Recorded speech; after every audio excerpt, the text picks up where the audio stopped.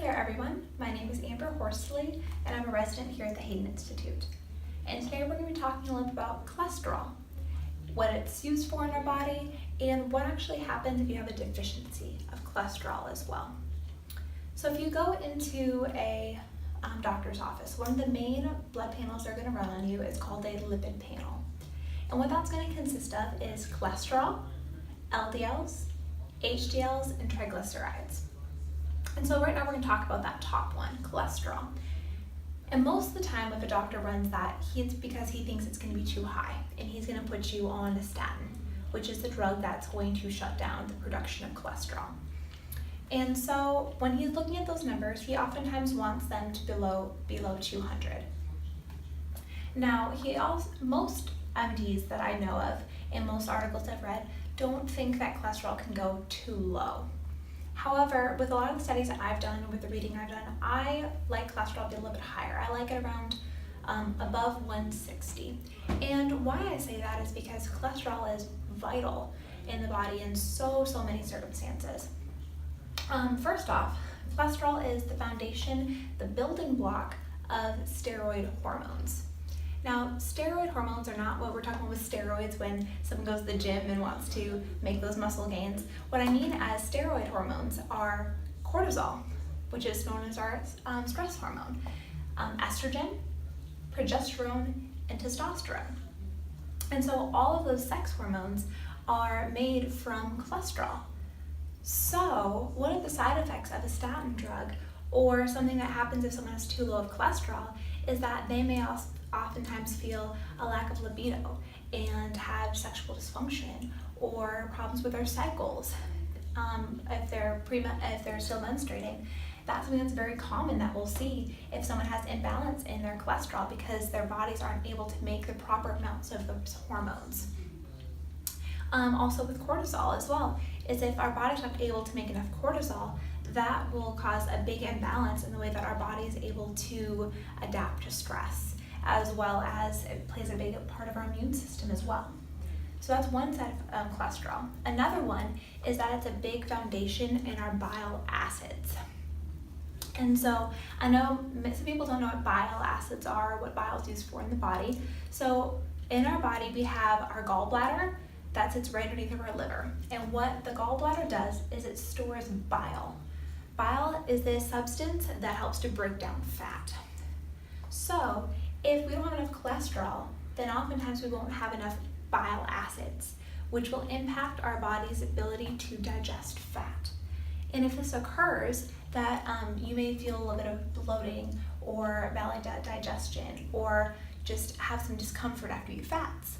Or you may even have like a tan or foul smelling stool. These are often things that you can see if you have low cholesterol because your body's not able to digest those fats appropriately. And also, you may have deficiencies in vitamins A, D, E, and K because all of those vitamins are fat soluble. So they need that fat to be broken down appropriately so that they can get all of those different nutrients into our tissues and into our bodies. So that's another one. Another part that's very vital for cholesterol is our immune system. Our immune system relies very heavily on cholesterol. And actually, LDLs are little proteins that carry cholesterol throughout the body that are oftentimes demonized, are very important in fighting bacterial infections. So if we don't have enough cholesterol, then oftentimes we're not able to fight infections nearly as efficiently as if we had a higher amount. Additionally, cholesterol is another foundation for building vitamin D. Now, vitamin D is a nutrient that is very highly deficient in our day and age.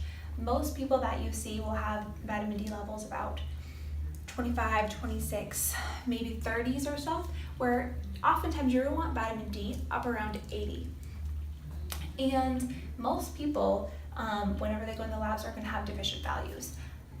To this day, of all the doctors I've shadowed, studies I've seen, what I learned in school, I have not seen a patient that has not been deficient that wasn't on supplementation. And most people that are on supplements are taking about 10,000 IUs per day. And so vitamin D is very much deficient in our day and age. And part of that could be from our epidemic of statins, because if you don't have enough cholesterol, then you're not able to build vitamin D. Vitamin D is very important for bringing in calcium into our bodies, as well as for our immune system and our body's ability to regulate blood sugar and things like that. So vitamin D is very, very vital to many aspects of our bodies. Also, cholesterol is very cardioprotective. So it helps your heart, which is kind of ironic because they often want to put you on statins to protect your heart. But when they put you on a statin, that shuts down your production of cholesterol, which then shuts down your production of CoQ10, coenzyme Q10, which is one of the products that is down the line being built from cholesterol. And what coenzyme Q10 does is that it helps to prevent and to get rid of free radicals, or these little things in your body that kind of wreak havoc and destroy your heart and destroy the ability of your heart to beat properly and all of your nutrients to get to where they need to go. And so coenzyme Q10 is very important in decreasing inflammation within the body.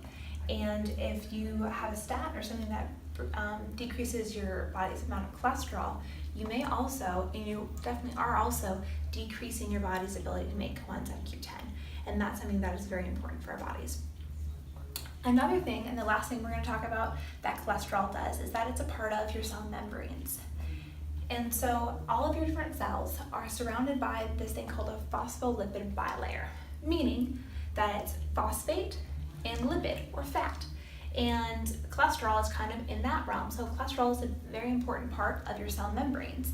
And so keeping everything inside its cell, which is very, very important, because if things are getting outside of the cell, then you start having different dysfunction in your immune system as well. Also, cholesterol is a part of your myelin sheath, which I know is a big fancy word that is not very common, but what your myelin sheath is in your nerve, all of your different nerves throughout your body, you have these things called myelin sheaths around them. And they're just this little layer that's wrapped around it like a sleeping bag, that what happens is that it speeds up the transmission of nerve impulses throughout the body. And so if you don't have enough cholesterol, that's going to slow down your body's ability to transmit nerve impulses. This could reflect in dysfunction in various aspects throughout the body, but also in a big thing that people see is deficiency in memory and cognition. And so that's another sign and symptom that many people complain of when they're on a statin drug. Also, cholesterol is an important part of regulating our neurotransmitters. Neurotransmitters are just these chemical messengers that go throughout our body, allowing different signals to occur. And some of the most important ones that people recognize are serotonin, melatonin, things like dopamine, things like that. And so if you don't have enough cholesterol, you're going to have deficiencies or dysfunctions in these neurotransmitters. And so oftentimes people that are on statins or have low cholesterol complain of anxiety and depression. And so those are very important things, that these neurotransmitters being at normal levels, it's very important for our body, not only for our cognition and for preventing depression and anxiety, but also for digestion as well. And so cholesterol, as you can see, is vital through so many different aspects of our lives and of our functioning.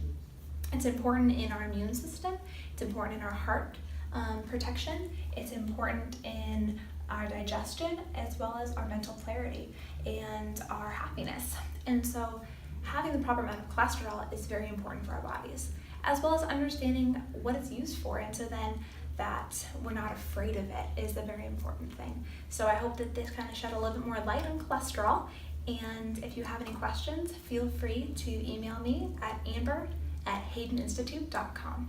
Thank you very much. Bye.